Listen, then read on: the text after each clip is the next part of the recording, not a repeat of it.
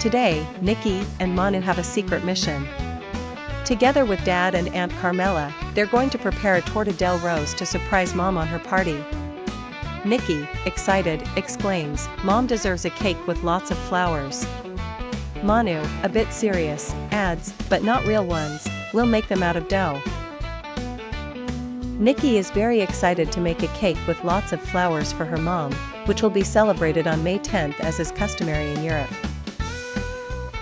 Dad laughs and says, "Let's make a torta delle rose, an old recipe from Italy." Aunt Carmela explains, the torta delle rose was born in 1490 in Mantua, to celebrate a royal wedding.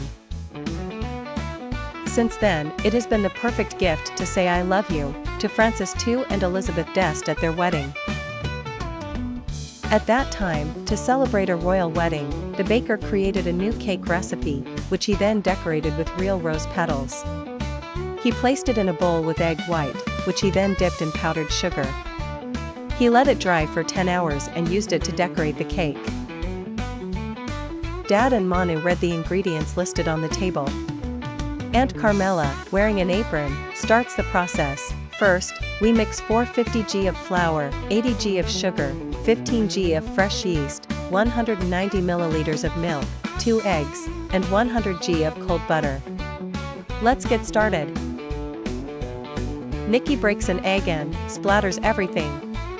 Everyone laughs and shouts, "Kitchen accident number 1." Dad kneads the dough with Manu. Once the dough is smooth, they let it rest in a covered container. Rest for an hour. Time to draw a letter to Mom. Niki, curious and tempted, tries to taste the sugar with her finger, and drops the bowl. Everyone laughs, kitchen accident number 2. In the next video, we'll assemble the cake and bake it. Don't miss it. Like and subscribe for part 2. Turn on notifications for the final surprise.